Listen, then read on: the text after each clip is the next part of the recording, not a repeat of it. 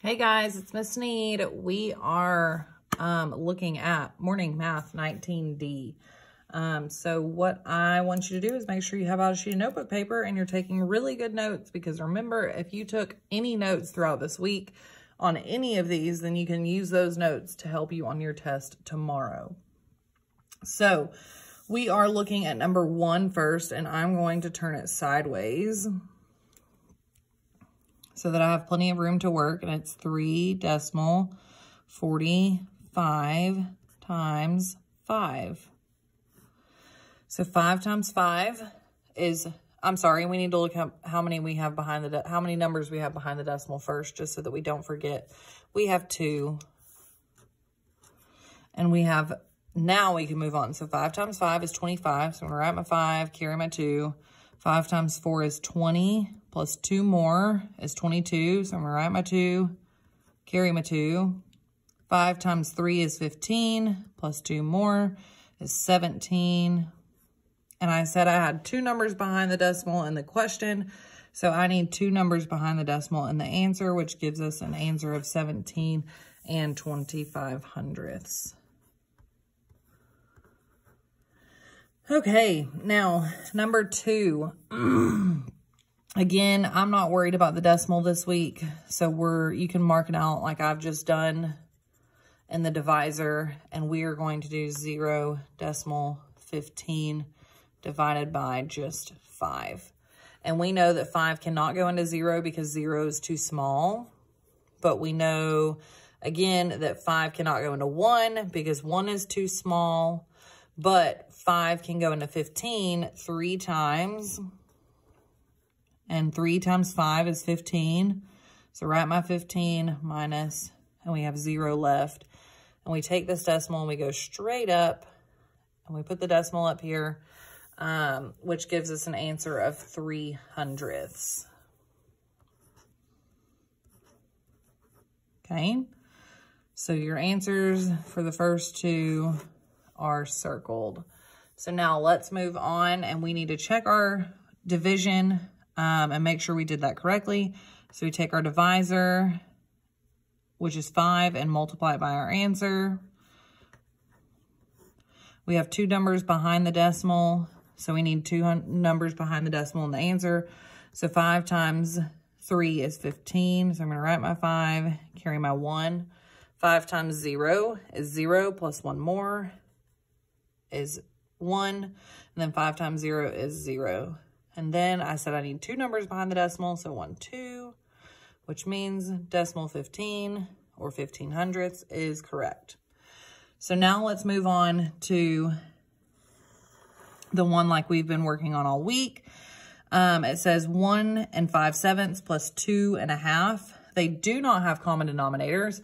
So what we have to do is we have to find a common denominator. So what we can do first is use our multiples to find that. So let's do 2 first. 2, 4, 6, 8, 10, 12, 14, 16, 18. And we'll do 20. We'll stop there. Okay. Now 7, we have 7 times 7. 7 times 1 is 7. 7 times 2 is 14, and we can stop there because they both have 14 in common. So I know that 5/7 is going to turn to what 14ths? We have to do 7 times something got us to 14. Well, that would be 2. Whatever we do to the bottom, we also do to the top. So 5 times 2 is 10. So really, 5/7 is also equal to 10/14. So I have 1 and 10/14. And then 1/2 is going to change to, we need to know what times 2 got us to 14. It's 7. Whatever we do to the bottom, we do to the top. So 1 times 7 is 7. So now we have 2 and 7/14. So our new problem down here is 1 and 10/14 plus 2 and 7/14 equals 3 and 17/14. But we have an improper fraction here, and we need to fix that. So what we can do is take out 14/14, which would be a whole.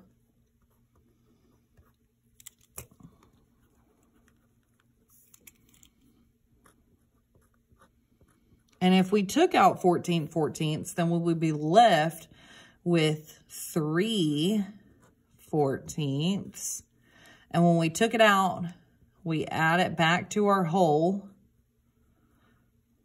Okay, see how that happens? I took it out and then I added it back here. So now our answer is 4, because we're adding 4 and 3/14.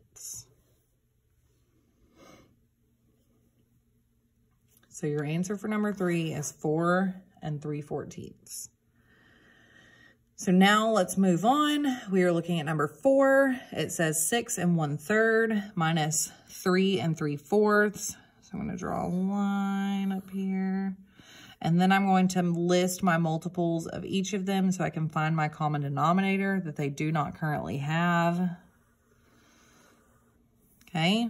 So 3 times 1 is 3, 3 times 2 is 6, 3, 6, 9, 12. And I'm going to stop there because 4, 8, 12.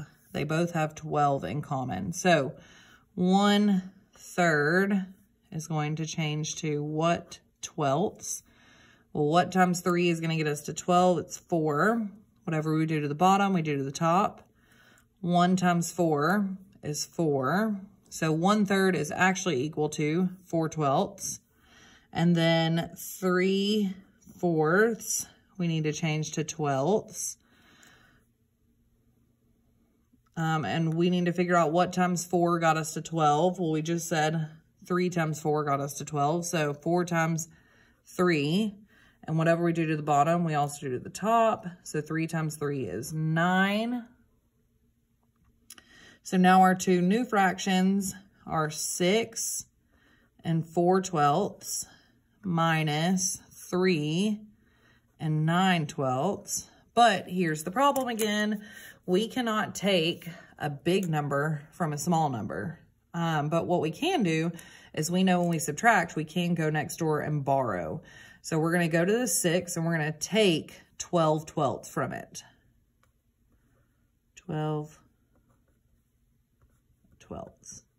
And when we took those 12/12, we're adding them back to these 12/12. So now we have 5 and we have 12/12 plus 4/12, which is 16/12. And we can now subtract that 3 and 9/12. So 16 minus 9.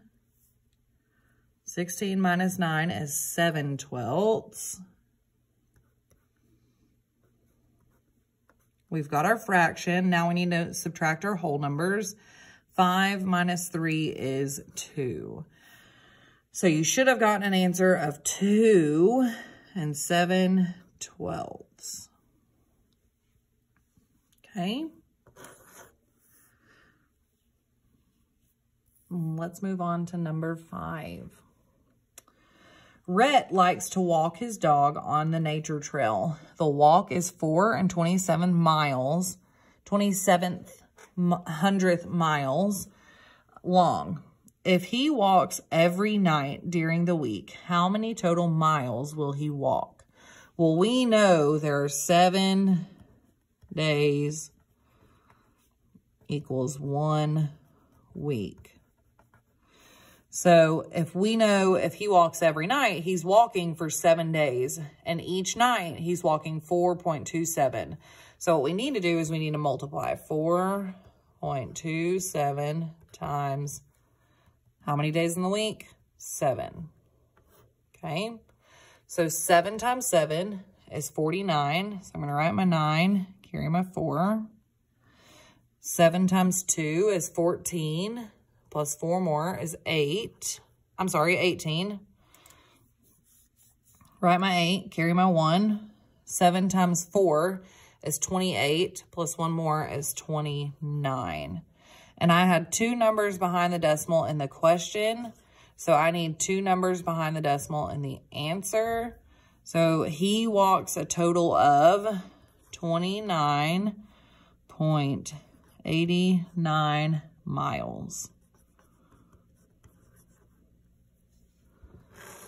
So that entire week, at the very end of the week, he had walked a total of 29 and 89/100 miles. He almost walked 30 miles by the end of the week. That's crazy. Okay, now number 6. Cheryl walked 8 and 9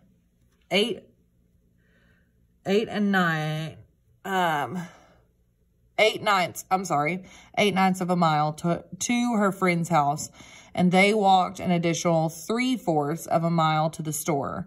How far did Cheryl walk in all? Well, we need to add these 2 numbers together, these 2 fractions, but we can't because they don't have the same common denominator. So what we can do is find our multiples of both and then go from there. So I'm going to start with my big number, which is 9.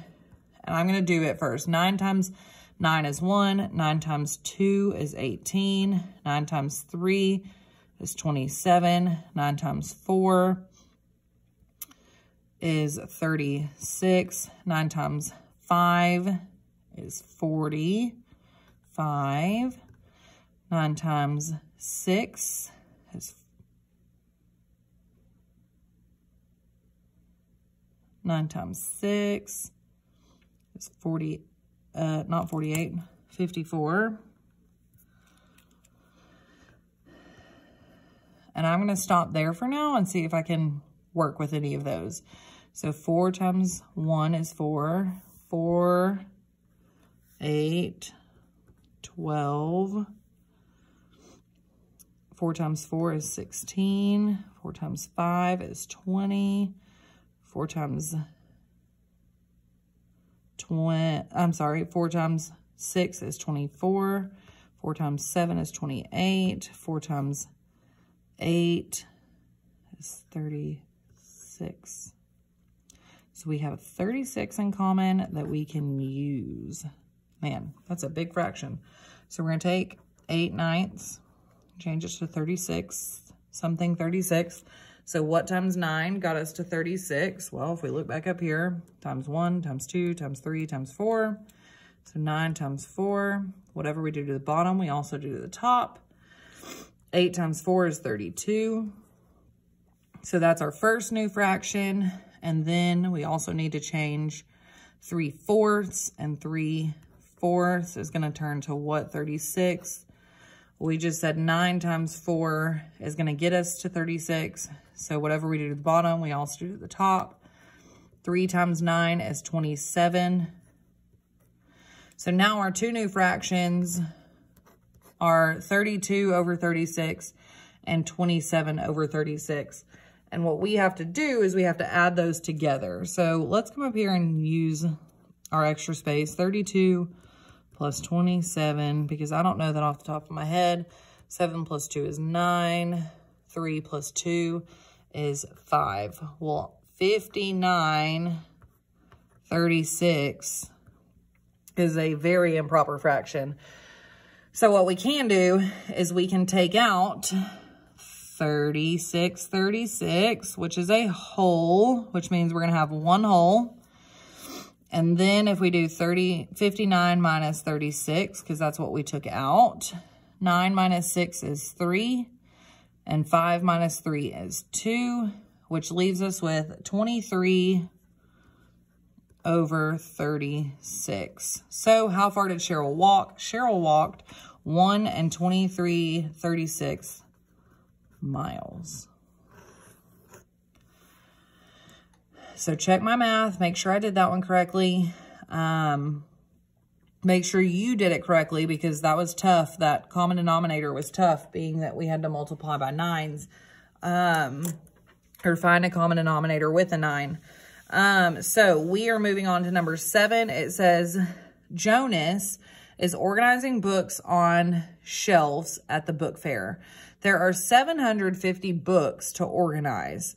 If each shelf will hold 14 books, how many shelves will Jonah need? Well, again, just like all week, if he's organizing and then he's, splitting them up, on the shelves. So we're not adding more books and we're not adding more shelves. We need to know how many shelves total, or how many each shelf can fit. We need to see how many shelves he's going to need. So if each shelf can fit 14. So what we're going to do is we're going to take 750 and we're going to divide it by 14. Let's use some of this extra space. 750 divided by 14. Well, 14 cannot go into 7 because 7 is too small.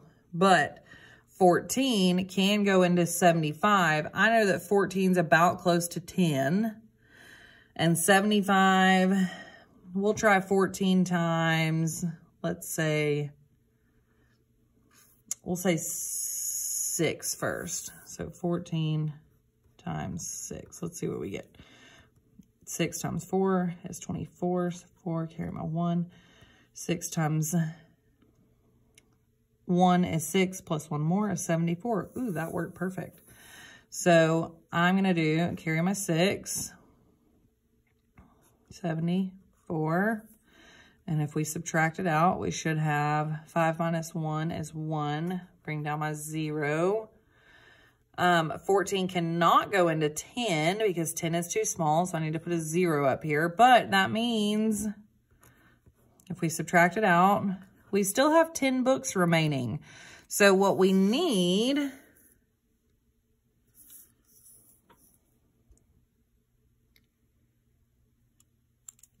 to make sure we did this correct.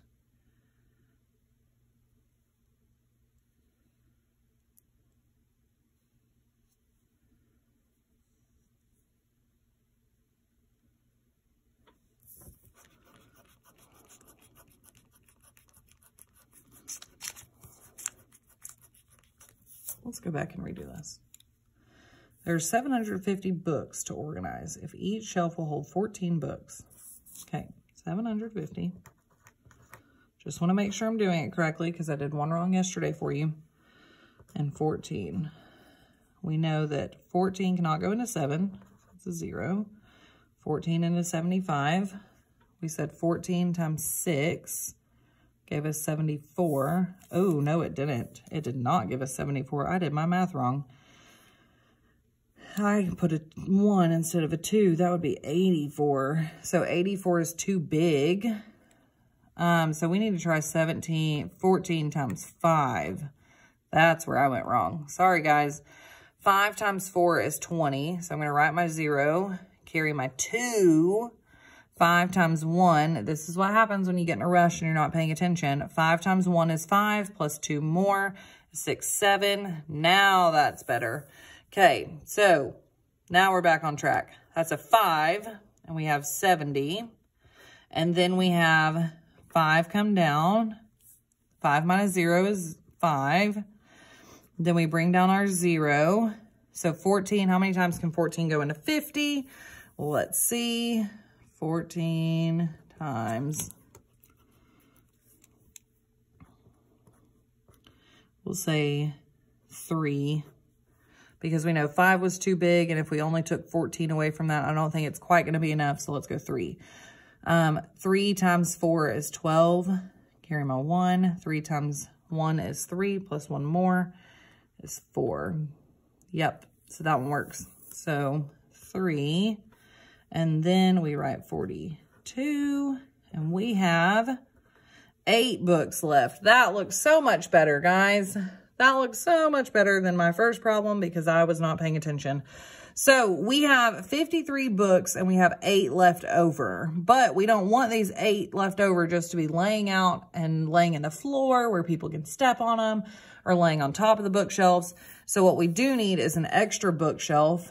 So if we took one more bookshelf, we would need 54 shelves total. Sorry about that, guys. I was not paying attention when I was doing my math. And like I said, that is a perfect example of what happens when you rush and you do not pay attention. Number 8 is order of operation. So please excuse my dear Aunt Sally or PEMDAS. We don't have any parentheses and we don't have any exponents. Now, yesterday I told y'all wrong.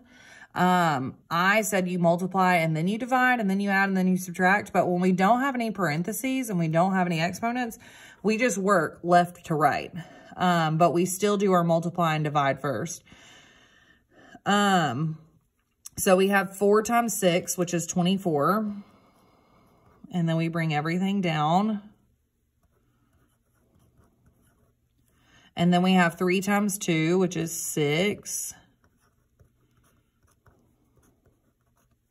So now we have 14. We just work left to right. Like I said, 14 plus 24 is going to be 38 minus 6 equals 32.